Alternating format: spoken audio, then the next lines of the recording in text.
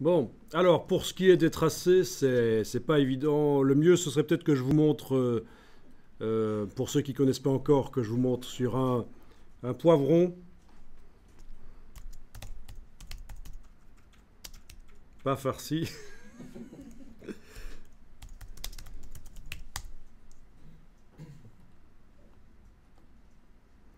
Ah, poivron.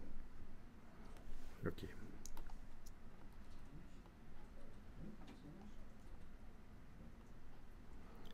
Bon, vous n'êtes pas obligé de télécharger un poivron. Je vais juste vous montrer comment fonctionnent les tracés. Ouvrez bien vos yeux parce que ça ne va pas être si simple que ça pour ceux qui ne connaissent pas. Et en même temps, c'est pas compliqué, c'est juste ennuyeux à faire.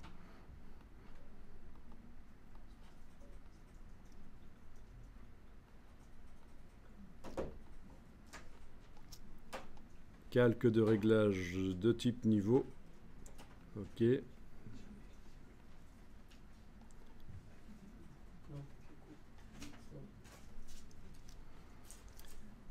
Ok. Je me rends compte que ce poivron ne convient pas. Je suis Bodor qu'il a un mauvais goût. Non, je rigole, c'est pas pour ça. C'est trop fort pour ta soupe diète. Oui, c'est un problème de. Oui, oui. Le problème, c'est que j'ai tellement ventre que les pneus sont coulés dans les ongles. Donc, ça me stresse. Non, j'aimerais avoir un poivron avec un changement de direction dessus. Pas une voiture. Hein, c'est pas une voiture, non. Direction assistée.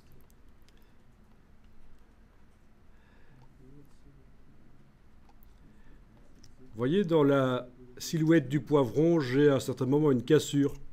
Quand je passe de la peau ici vers la tige, c'est un angle ici aussi. C'est ça qui m'intéressait. Alors, je vous montre pour le tracé. Ouvrez vos yeux et regardez comment ça fonctionne. C'est pas si compliqué que ça. Je vais dans la palette des tracés, je clique sur le bloc de feuilles, j'ai une vignette qui est là. Comme ça, c'est un tracé permanent, c'est pas un tracé temporaire.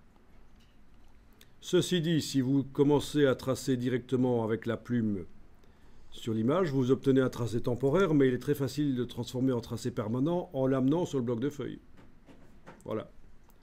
Donc ça, c'était la petite parenthèse, mais en tout cas, voilà, je travaille sur un tracé permanent vide que je viens de créer avec le bloc de feuilles. Je prends la plume ici, je prends l'outil, la touche verrouillage majuscule pour avoir le pointeur précis.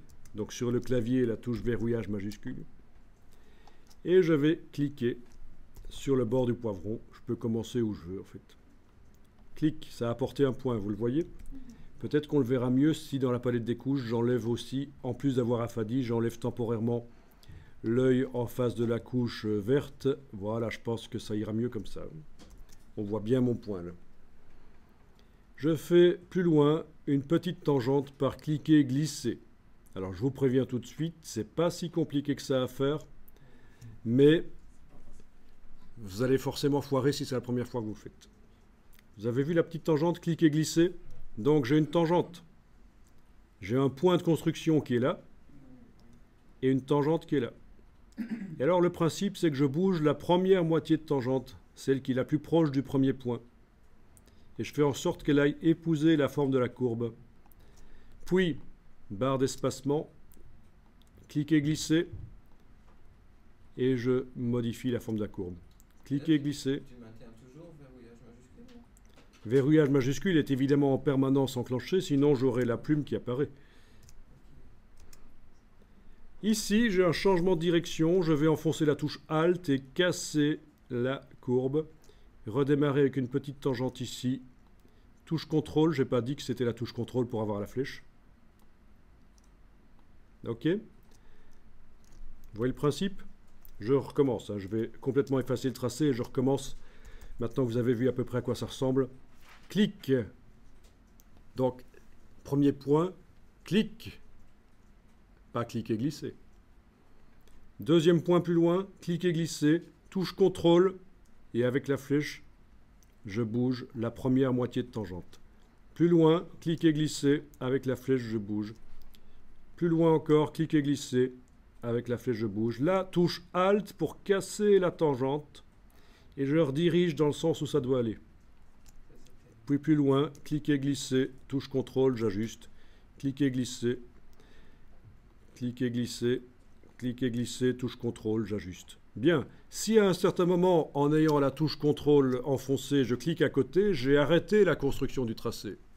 Et si je veux continuer, là, ben, ce n'est pas rattaché au précédent, j'annule. Si je veux rattacher au précédent, ben oui, avec la touche CTRL, la flèche blanche, j'ai cliqué à côté, j'ai indiqué que j'ai terminé là. Ben, même chose, si je veux indiquer que je continue là, toujours avec la flèche blanche, je clique sur le tracé pour le réactiver. Puis sans la flèche blanche, je clique sur le point là. Sans enfoncer le bouton à souris, je vais plus loin, c'est raccordé. Je vais récapituler. Si avec la flèche blanche, j'ai cliqué à côté, j'ai arrêté la construction du tracé. Pour le continuer, flèche blanche, je réactive le tracé. Sans la flèche blanche, je clique sur le dernier point. Et puis, je vais plus loin, cliquer, glisser, touche CTRL, j'ajuste. Cliquer, glisser, touche CTRL, j'ajuste, etc. C'est le même principe. Donc, ce n'est pas très difficile. Il faut penser à faire des petites tangentes. Avec la touche CTRL, vous ajustez la première moitié de tangente. Il faut penser que quand vous avez un changement de direction, c'est la touche Alt pour casser et rediriger dans le sens où ça va aller. Le premier qui me dit que ça ressemble à un pénis de cheval, je le fais sortir. Attention, hein, je n'accepterai pas le moindre débordement d'ordre scabreux. J'applique aux stagiaires la même chose que pour moi, c'est-à-dire la pureté intégrale. Okay. C'est le seul à y avoir pensé quand même. Ouais. Comment ça? Je suis peut-être le seul qui vient de la campagne. Alors, touche Alt, je casse. Voilà. Alors, il est flou. Il est un peu flou, le poivron, donc c'est d'autant plus facile. Et je vais terminer en revenant sur le premier point, cliquer, glisser, touche CTRL, j'ajuste, voilà, et j'ai un tracé. Alors, les tracés, ça convient quand vous avez des objets à bord net avec des courbes pures. Donc, on ne va pas faire ça pour un hamster avec plein de poils, évidemment. Par contre, pour un poivron, ça se justifie. Pour une voiture, encore plus. C'est quasiment, on ne peut pas faire autrement qu'avec le tracé, parce que c'est des courbes tellement pures. Si vous commencez à y aller au pinceau, on va voir que déjà, ça va vous prendre beaucoup plus de temps qu'au tracé, à partir du moment où vous maîtrisez le tracé. Et en plus, ce sera moche. Ok, donc je vais maintenant le faire sur la voiture. Alors, si vous n'y arrivez pas du tout pour la voiture, il va falloir le faire au masque de fusion. Donc, ce n'est pas très très grave. Alors, le calque de la voiture, enfin peu importe en fait d'ailleurs où on se trouve quand on fait ça, la palette des tracés, peu importe quel est le calque activé, c'est complètement indépendant les tracés. Alors, je vais le faire pour la voiture, comme ça vous allez revoir le processus. Et surtout, ne désespérez pas. Si vous n'y arrivez pas la première fois, c'est pas grave.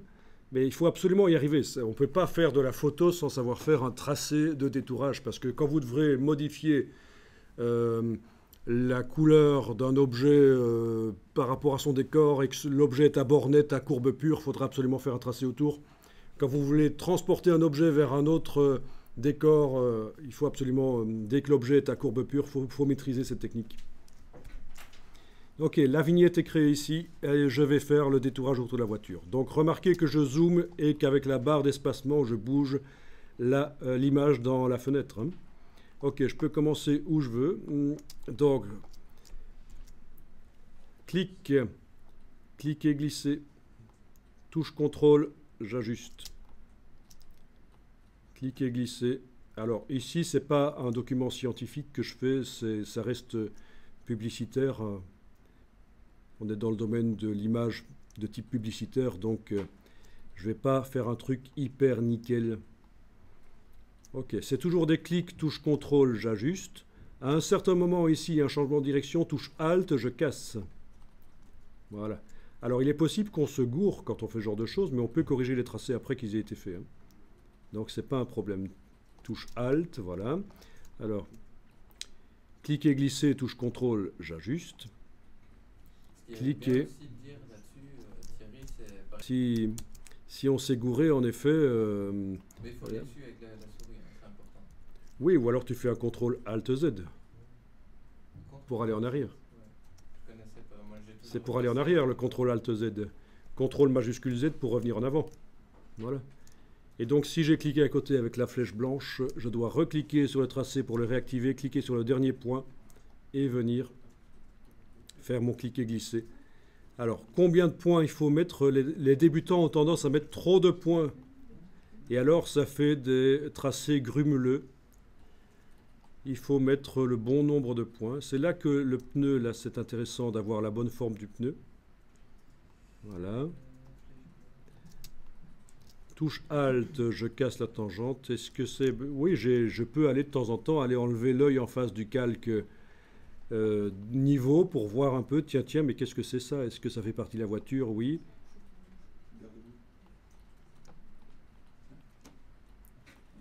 Mais, bon, ceci dit, si je le supprime, personne ne va discuter.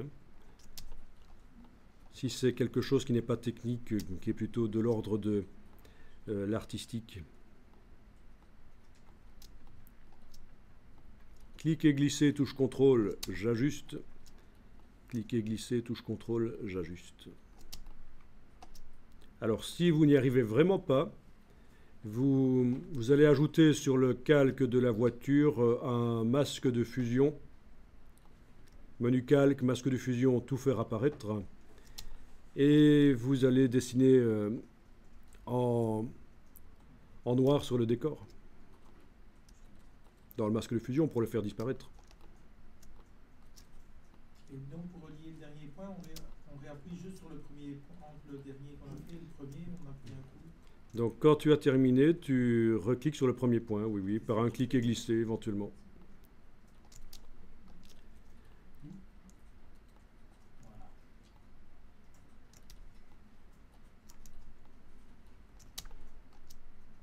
Alors ça, typiquement, c'est marrant parce que les débutants mettent plus de temps que les pros et font quelque chose de moins bien. Donc c'est typiquement le genre de choses où quand vous allez vite, quand vous avez l'habitude, au final vous avez un résultat meilleur que celui qui a été lentement.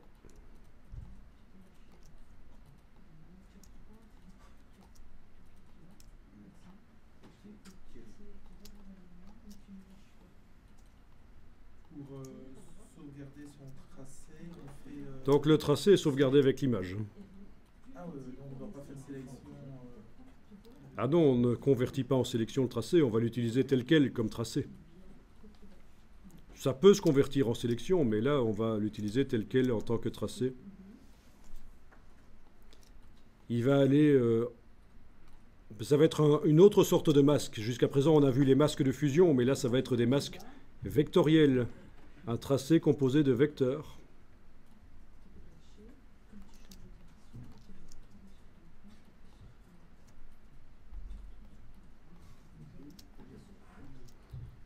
Il ne faut pas être plus catholique que le pape, c'est-à-dire qu'il ne faut pas essayer de faire un truc nickel à fond. Hein.